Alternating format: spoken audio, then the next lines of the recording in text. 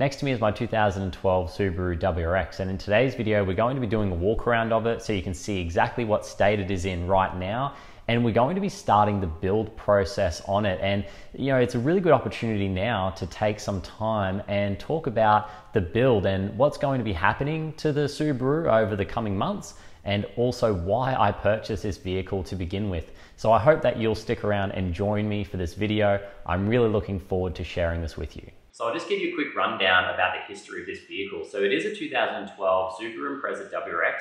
It has a little over 200,000 kilometers on it now. I purchased it with around 190,000 kilometers on it a couple of years ago. So I spread my time around between the Subaru, the motorbike, and the Toyota. So it hasn't done too many kilometers in the past couple of years. The gentleman that I purchased this car off lives a few hours south of Cairns, and before that he actually lived down in Sydney. So he drove it up from Sydney, which I guess contributed a little bit to the kilometers, but being a Sydney car, you spend a lot of time driving and commuting to work. And it was actually his friend's car before that, and then before that, it was some lady's car that they purchased the vehicle of. So it's kind of cool having a really close service history, and it is well documented in the logbook as well. Basically, buying the vehicle sight unseen presented a few challenges. I asked for a few pieces of documentation, which he was great to present, but just trying to get the vehicle here was so difficult. You know, he had work and I was on holidays, and I was on holidays and he had work. So we kind of were back and forwards for a good 4 or 5 weeks until I said, you know, we'll see how you go. If you want to sell it, let me know and we'll sort it out then. And I get a text from him out of the blue and it said, you know, I'm coming up in a couple of weeks. Can we make this happen? I said, yes, finally, let's make it happen, let's do it. So I was a little bit nervous though when he sent me the message, because I was kind of put it out of my head and thought, no, it's not gonna happen. I'll just forget about it. I'll look for the next vehicle, look for the next car. And luckily, he ended up sending me a message out of the blue, which kind of fired up my nerves a little bit, because I was like, oh no, do I really want this car now? But once he brought it up and I saw it, I was like, yes, absolutely, this is the car for me. So this is a very brief history about the vehicle, and it is in very good condition in terms of the running gear. So all the engine is super healthy. Turbo actually is really healthy as well. Compression numbers are good. The drivetrain looks excellent. There's no really big wear and tear issues that we can see under the vehicle as well. So in terms of it, it's actually pretty clean. The interior is pretty clean as well. There's a few things I need to fix up, but otherwise it's actually really good for the kilometers that are on it. So in terms of what's bad on the vehicle, we'll talk about that in the walk around, but it's mostly cosmetic, which is good. So, but it is very difficult to find. There's a lot of little pieces on this vehicle, and it's very difficult to find just those really specific small pieces. Things like the headlight washer cap is very difficult to find. So this is going to be a really big process in trying to get this car complete again, and also, you know, back to its former glory. It's going to be a really interesting process, and I'm looking forward to taking you guys along with me on this build. Now, a few of you guys are out there probably thinking, Mark, why on earth did you purchase a WRX? Out of all the vehicles, you could put that money into a new Subaru. You could have put that money into a Land Cruiser. You could have put that money. Why did you put it into a WRX? Well, let me tell you. Part of the reason why I purchased this vehicle is because of a little movie called Fast and the Furious. Ever heard of it? Family. Family. Family. Family. Family. Family. Family. Family. Your family. So you're probably like me, where you've grown up with the Fast and Furious, or it's followed you for a while. For me, it really piqued my interest in cars, and it came out, the very first one came out when I was around 10 years old, and it followed me all the way into my adulthood as they released the different movies. Now, the Fast and the Furious, or the Fast and Furious, I should say, which is the fourth one, it had a scene in there where Vin Diesel owed Paul Walker a 5-second car. So Vin Diesel, of course, broke the window with a flick of his elbow. They get in the car, they drive around. And there was a scene in there that I clearly remember, and they were driving around in it. They had heaps of panning shots of the car.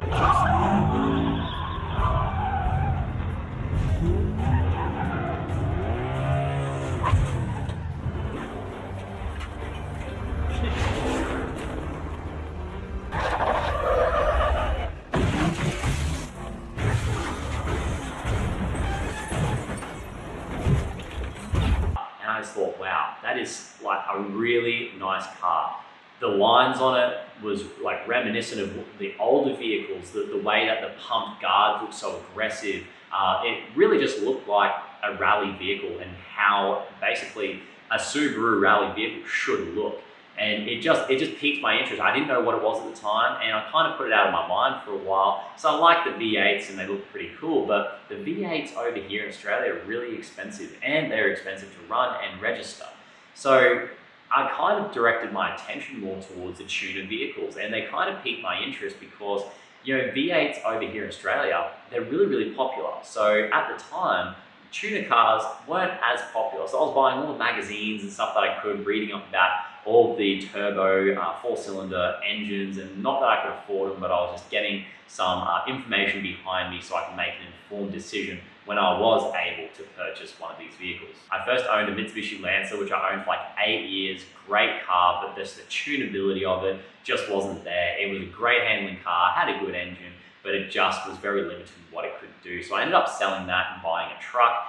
And then from there, I ended up having some money left over to put into a WRX. So I was very lucky to be able to purchase this vehicle, and it's got a huge headroom for the aftermarket, which I'm very excited about. And, you know, like I said, talking about Fast and Furious, it really did pique my interest in terms of being able to see what these vehicles can do and getting into that sort of tuner lifestyle where you're testing out the different mods and you're seeing if you can get a little bit more power out of it. And, you know, it really intrigued me, you know, being able to keep up with V8s and being able to drive and enjoy these vehicles for what they are, which is exactly that, drivers' cars. These cars need to be driven. So of course the Brian O'Connor vehicles really resonated with me, but this was one that just really stuck with me, and I've really enjoyed going back to those scenes and watching them again, because for me, that was one of the most iconic scenes in the films. So for me, that Fast and Furious movie was the catalyst for purchasing this wide body WRX model. So this WRX for me is quite a special vehicle because it's really the first, I guess, toy that I've purchased that I've really had a chance to kind of splurge some money on. You know, I studied at uni for 5 years.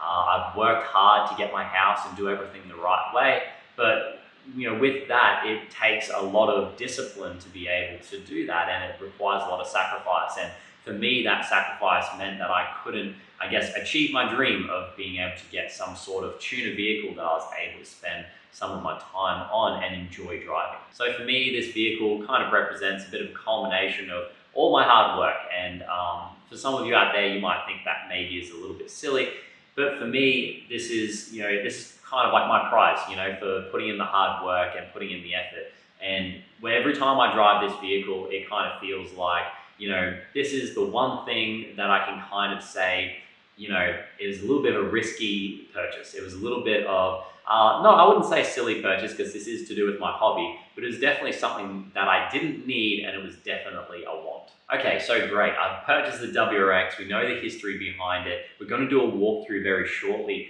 but why and what am I going to use this vehicle for? Well, unfortunately, it won't be to race Vin Diesel in his, you know, Dodge Charger, but I do plan on continuing to use it as a daily driver. But more importantly, I'm interested in taking it to the track. Now, I haven't done a track day before. I actually went to one of my students' track days. He does some autocarna stuff at the track, and I took some photos and that, which is really cool. And I kind of enjoyed what they were doing there. He took me for a ride along as well, which is really cool. They were doing a bit of a fun day there, and jumped in the car, and it scared the pants off me. And I thought, yes, I want to do this myself. So I want to do some track days as well. I want to take it to a few car meets as well and make that a little bit more of a regular thing. So I'm getting a little bit more in touch with the car community here in Cairns, and also, you know, take it down to other places as well, like some of the bigger car meets. And yeah, just continuing to use it for what it was designed to do, which is to be a driver's car. So now that you know a little bit about this vehicle and why it means so much to me, we're going to do a walk around of it right now so you can see all the good and not so good things about the vehicle.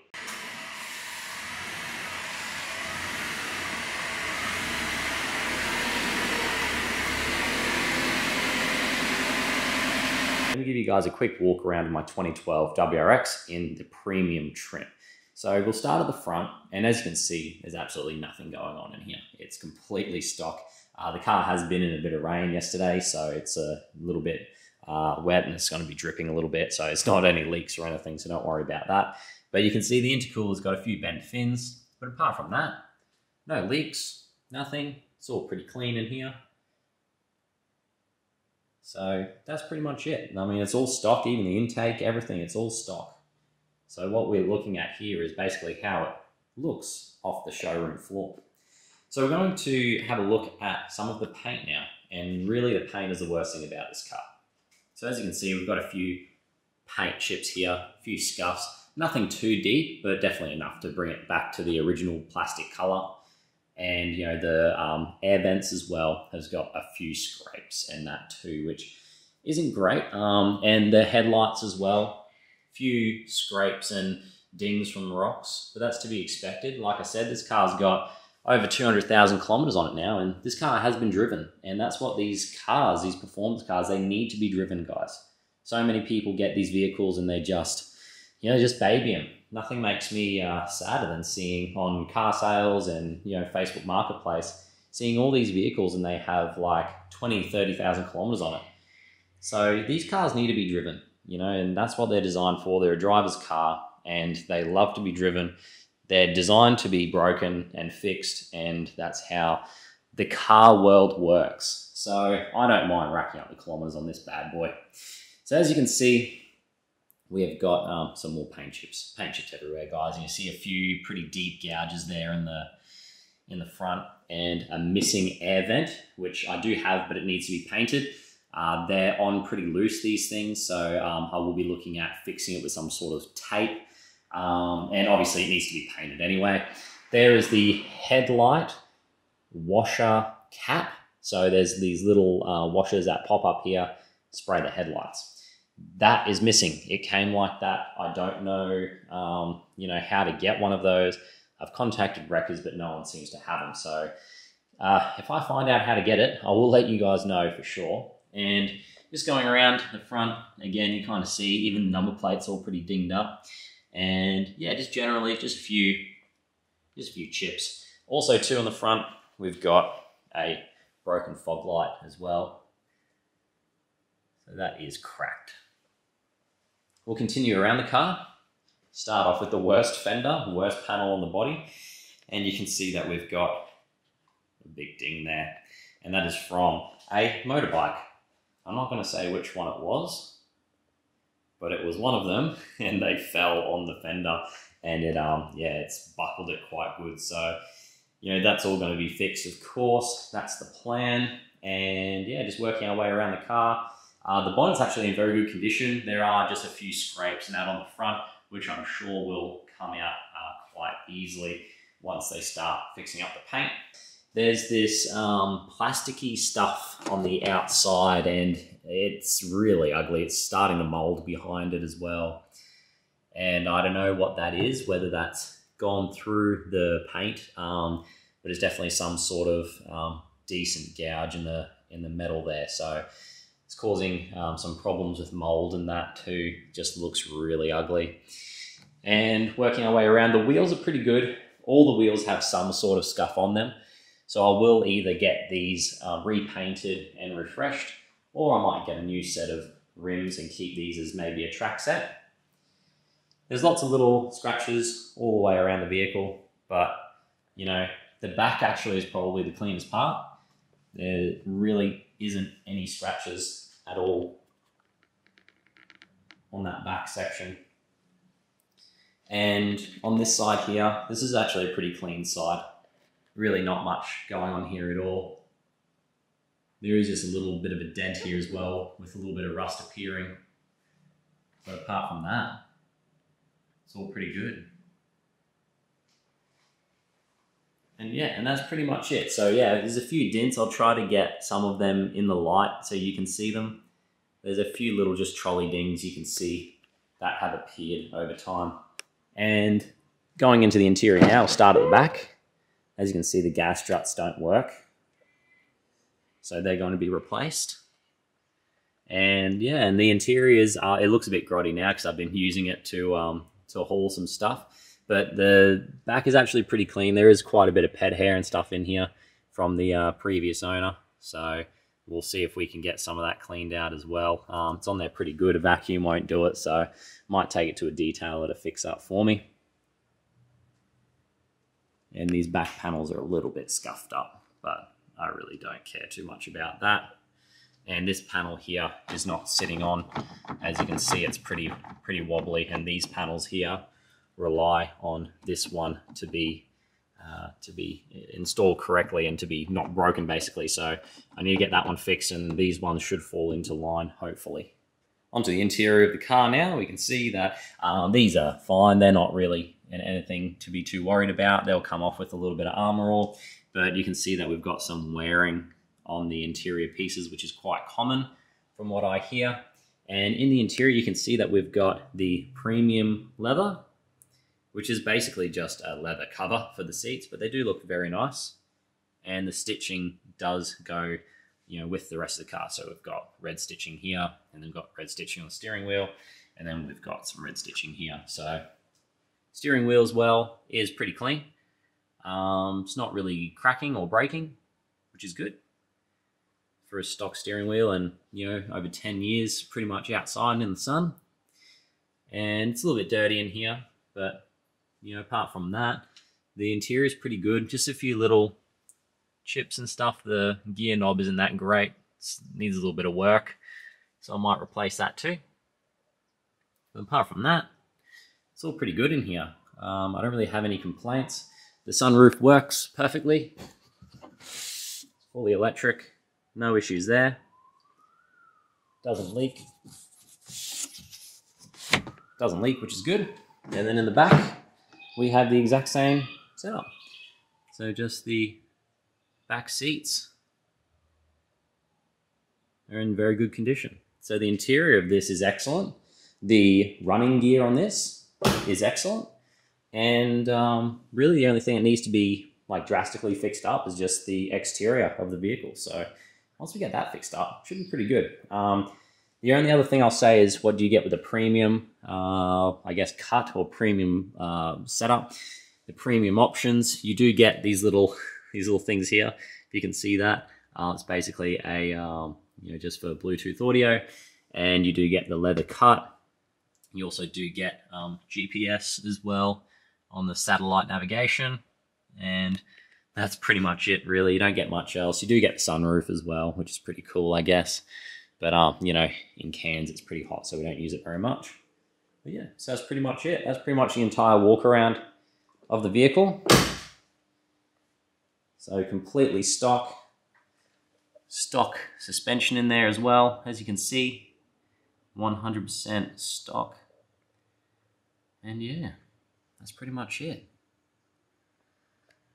So now you have an idea, and we've kind of taken a little bit of a snapshot, a moment in time of what this vehicle looks like right now. I can't wait to see what it's going to look like in a few months from now. So I'm going to be taking you guys through the full restoration process. When I say full restoration, of course, that's just me replacing all the parts that needs to be replaced, and then thinking about, what do I want to replace? So as an example, the suspension is no good. It has to go. It's leaking. It's no good. It has to be changed. But I'm not going to replace it with the OEM suspension. I'm going to replace it with coilovers. So you can see there's going to be some things and some overlap where we can say, okay, is it worth replacing with an OEM part, or should we replace it with an aftermarket part? And because I do want to take this car to the track, and I want it to be a little bit more fun, a little bit faster, a little bit different, a little bit better handling, there are going to be times where I will be changing out for different parts. An example of that would be the exhaust. You know, it doesn't look too great. It's a little bit rusty. The tips don't look very good as it is, so I'm probably going to replace the entire exhaust system eventually. I'll probably start with the back and then work my way up to the turbo.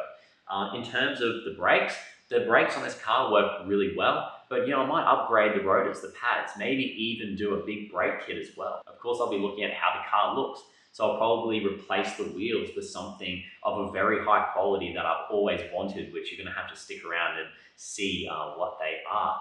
But, you know, and also keep these as like a track set as well. So, you know, not just chucking parts out, just willy-nilly, but, you know, being able to replace them with parts that I've always wanted is going to be a really big priority of mine. Once we've got all the suspension sorted out with the sway bars and lower control arms and all the other things that I want to do, I'll probably end up finally working my way to the engine. And with the engine being completely stock and actually in really good running condition, I'm tempted not to touch it at all but I am open to having conversations with you guys as well. So let me know, what do you think I should do with the engine? Should I keep it stock and just keep it like that, not bother with the tuning, and just put the money into handling, tires, brakes, and all that stuff? Or should I actually start thinking about the power once I've got the car sorted in terms of its handling, tires, and all that stuff? So there is a part of me that just wants to keep it stock, keep it simple, but there's also a part of me that says, you know, we can probably pick up quite an easy 50 or 100 horsepower with just a few simple mods. So I'll be interested to see what you guys think. Now, of course, I'm going to be sharing this build with you guys every step of the way. So I will be doing polls up on my YouTube as well.